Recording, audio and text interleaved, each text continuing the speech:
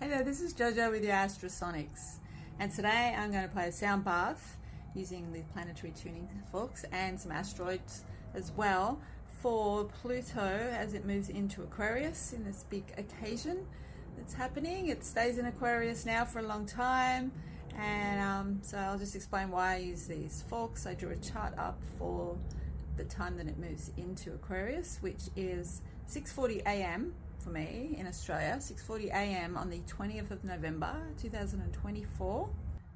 So I'll just explain why I have these forks out of all of the planets, why I've chosen these ones. Well, first we have Pluto, the star of the show, and Pluto is in opposition to the moon and in opposition to Mars. So they play quite an important role in this moment of time.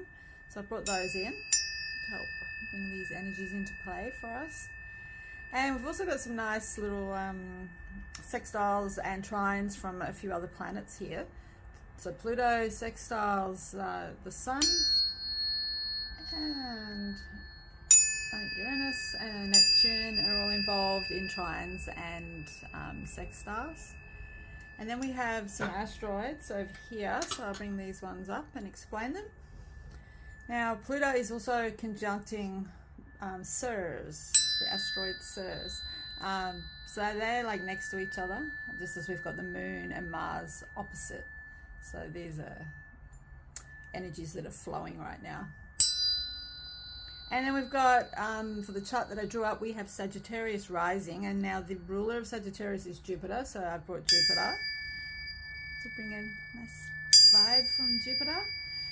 And on the ascendant, conjuncting, sitting right on the ascendant, is Mercury and Pallas, the asteroid Pallas. So that's why they're all involved.